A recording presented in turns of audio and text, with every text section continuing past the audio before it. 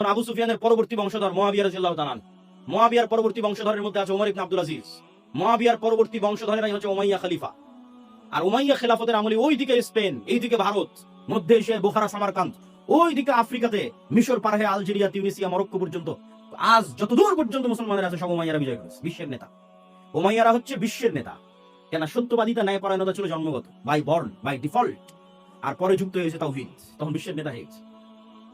আর আমরা মুসলমানেরা বাহ্যিক ইসলামকে ধরে নিয়েছি, যে সালাত, সিয়াম, হজ, যাকাত। বাহ্যিক ইসলাম তো 13 বছর পর এসেছে। মক্কার 13 বছর অতিক্রম করার পর মদিনায় সালাত ফরজ হয়েছে, মদিনায় যাকাত ফরজ হয়েছে, মদিনায় হজ ফরজ হয়েছে, মদিনায় সিয়াম ফরজ হয়েছে। 13 বছর আল্লাহ নবী করলো কি? ওই 13 বছর যেটা শিখিয়েছে ওটাই মুসলমানদের নাই। মুহাম্মদ সাল্লাল্লাহু আলাইহি ওয়াসাল্লাম 13 বছর মক্কায় যেটা শিখিয়েছে আজকের মুসলমানদের ওটা নাই। মদিনায় যে বাহ্যিক হুকুম আহকাম গুলো দিয়েছে, এগুলো বাহ্যিক ধরে রেখে মুসলমানেরা নিজেকে ধোঁকা দিচ্ছে, আল্লাহকে ধোঁকা দিচ্ছে, মানুষকে ধোঁকা দিচ্ছে। দেখাচ্ছে আমি নামাজি, আমি ওমরাকারী, আমি দানবী, আমার মুখে দাঁড়িয়ে আছে, মাথায় টুপি আছে। ওসি, এসিল্যান্ড, এসপি, মন্ত্রী, মিনিস্টার, ডিসি, সাব রেজিস্ট্রার সব হাজি, নামাজি, দাড়িওয়ালা, আল্লাহওয়ালা, তাহাজ্জুদ গুজার। কিন্তু ওই পদে যখন বসতে তখন ঘুষখোর। কথা বলেন না যে ঈমান ঢোকেনি। মানে মুহাম্মদ সাল্লাল্লাহু আলাইহি ওয়াসাল্লামের মক্কার 13 বছরের শিক্ষা কালবে ঢোকেনি। লাম্মা ইয়াদখুলুল ঈমানু ফি কুলুবিহিম, সব মুনাফিক, সব মুনাফিক। বাহ্যিক আমল ঠিক আছে কিন্তু অন্তরে ঈমান ঢোকেনি। ইজা হাদাসা কাযাবা, যখন কথা বলে মিথ্যা বলে। ওয়া ইজা ওয়াদা আখলাফা, যখন ওয়াদা করে ভঙ্গ করে। ওয়া ইজা তুমিনা খানা, যে দায়িত্ব দেওয়া হয়েছে দায়িত্বের সাথে খেয়ানত করে। সব মুনাফিক। তাহলে জন্মগত বৈশিষ্ট্যই গোলামি, নেতা কেমনে হবে?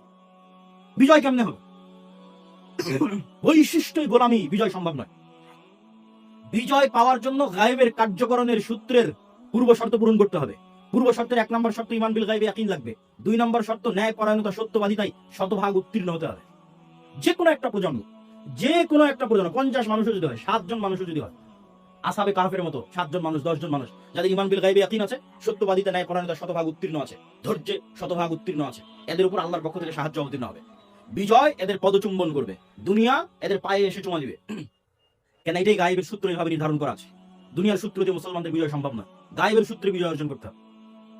গায়েবের সূত্রে নেতা হিসেবে টিকতে হবে। যে আল্লাহর সূত্রে তুমি নেতা কিনা, আল্লাহর লজিকে তুমি নেতা কিনা। তো আল্লাহর লজিকে তুমি নেতা কখন? যখন তুমি শতভাগ সত্যবাদী, শতভাগ ন্যায়পরায়ণ, শতভাগ আমানতদার, ধৈর্যশীল। তখন আল্লাহর গায়েবের সূত্র অনুযায়ী তুমি নেতৃত্বের পরীক্ষায় পাশ করে গেছো, এবার তুমি নেতা, এবার গোলামি থেকে মুক্তি পেয়ে যাবে। আর ইহুদি খ্রিস্টানেরা ডেমোক্রেসি, গণতন্ত্র আর সুদ, এই দুইটা জিনিসকে মুসলমানদের মধ্যে চাপিয়ে রেখেছে শুধু এই কারণে যেন মুসলমানেরা জীবনে কোনোদিন সত্য বলা আর শিখতেই না পারে। সত্য বলার, ন্যায় করা, দুর্নীতি মুক্ত থাকা, এটা যেন শিখতেই না পারে। এই জন্য দেওয়া আছে গণতন্ত্র, এই জন্য দেওয়া আছে সুদ। শিখতেই পারবে না। কেন? এমন সিস্টেম, যেই সিস্টেমে এক দল আর এক দলের বিরুদ্ধে তো বলবে, একই দলের একই আসনের 10 জন মনোনয়ন প্রার্থী, একজন আরেকজনের নামে মিথ্যা বলবে। কালচার মিথ্যা এবং দুর্নীতি, গণতন্ত্রের কালচার মিথ্যা এবং দুর্নীতি। ফলত গায়েবের লজিকে নেতৃত্বের খাতা থেকে আগেই নাম কাটা গেছে। নেতা নয় এরা সব গোলাম। এই গোলাম মন্ত্রী, গোলাম এমপি, গোলাম মিনিস্টার যে শুরুই করেছে রাজনৈতিক যাত্রা, শুরুই করেছে মিথ্যা দিয়ে, এ যখন এবার দেশের প্রধানমন্ত্রী হবে, আমেরিকা ওকে টাকা দিয়ে কিনে নেবে, ভারত ওকে টাকা দিয়ে কিনে নেবে। এই জন্য গণতন্ত্র টিকিয়ে রাখা আছে, যাতে মিথ্যা বলা শিখে। এদের শিখাও কেমনে মিথ্যা বলতে হয়, কেমনে দুর্নীতি করতে হয়। সত্যবাদী, আমানতদার, ন্যায়পরায়ণ মুসলমান একটাও যেন বাকি না থাকে। আর আরেকটা কি? আরেকটা হচ্ছে সুদ। যত মা বোন কিস্তিতে সুদ নিয়েছে, কয়জন সত্যবাদী বের করেন? সন্তানকে বন্ধু মিথ্যা শিখিয়েছে, বলো যে আজকে বাসায় নেন। তাহলে গায়েবের সূত্র অনুযায়ী নেতৃত্বের খাতা থেকে নাম কাটা গেছে, গোলাম জন্ম হচ্ছে। এরা এখন গণতন্ত্রে নির্বাচন করে প্রধানমন্ত্রী হয়ে যাক না কেন, গোলাম। কেন? শুরুটা হয়েছে দুর্নীতির উপর, মিথ্যার উপর। সম্মানিত উপস্থিতি, তাহলে মুসলমানদের মুক্তির রাস্তা কোথায়? মুসলমানদের মুক্তির রাস্তা ঈমান বিল গায়বি ইয়াকিন। মুসলমানদের মুক্তির রাস্তা নবীদের স্বভাব চরিত্র, যেটা নবীদের জন্মগত স্বভাব চরিত্র।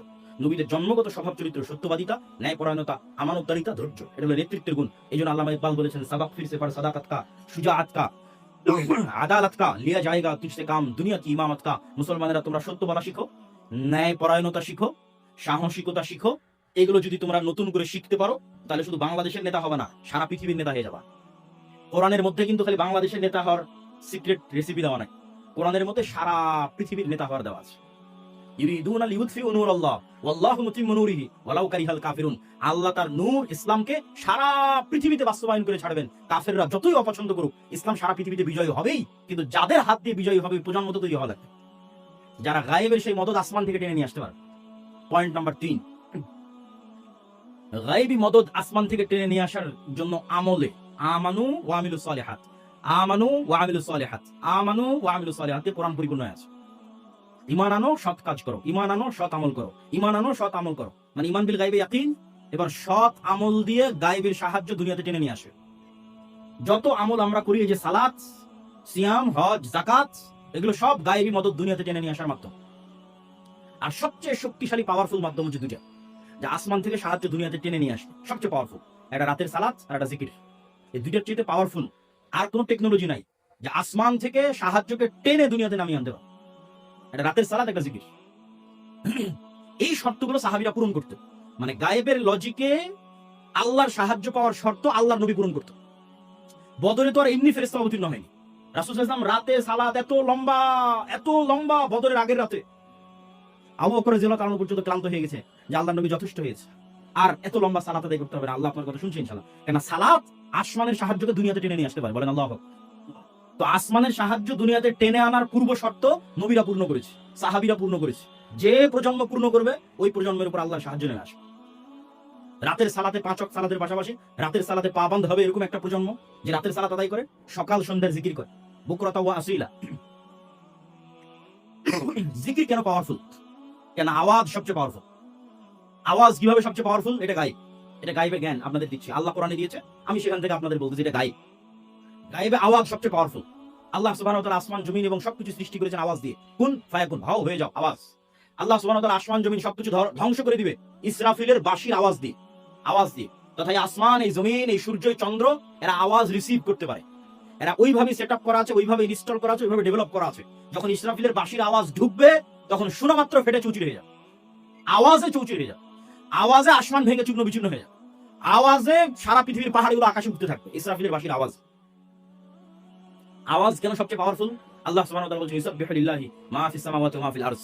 আসমান জমিন এবং তার মধ্যে যা কিছু আছে, জীব জন্তু, জড় পদার্থ, কীট পতঙ্গ, পশু পাখি প্রাণী, এই টিস্যু, এই বোতল, এই মাইক, এই জামা, এই কাপড়, এই মাটি, এই মোবাইল, সব 24 ঘন্টা আল্লাহ তাসবিহ পাঠ করতেছে, সুবহানাল্লাহু আকবার। তাহলে প্রত্যেকটা জিনিস থেকে আওয়াজ বের হচ্ছে, এটা গায়েব। এটার উপর ইয়াকিন লাগে যে প্রত্যেকটা জিনিস আওয়াজ বের করতেছে, এটার উপর ইয়াকিন মানে আপনার বিজয় নিশ্চিত।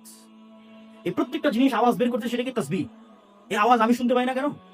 ওই যে পিঁপড়ার পায়ের হাঁটা যেমন আপনি শুনতে পান না, কবরের আযাব যেমন আপনি শুনতে পান না, তাহলে এই আওয়াজ কে শুনতে পায়? একজন নবীকে আল্লাহ দিয়েছে। ওয়া মা উতিতু মিনাল ইলমি ইল্লা কালিলা। যদি আল্লাহ জ্ঞান দিয়েছে অনেক অল্প, তারপর সুলাইমান আলাইহিস সালামকে আল্লাহ এতটুকু দিয়েছিলেন যে সুলাইমান আলাইহিস সালাম পিঁপড়ার কথা বুঝতেন, পিঁপড়া কি তাসবিহ পাঠ করছে এটা বুঝতেন, পাখি কি তাসবিহ পাঠ করছে এটা বুঝতেন, কি বললে পাখি বুঝবে এটা বুঝতেন। আওয়াজ সবচেয়ে পাওয়ারফুল, এজন্য জিকির সবচেয়ে পাওয়ারফুল।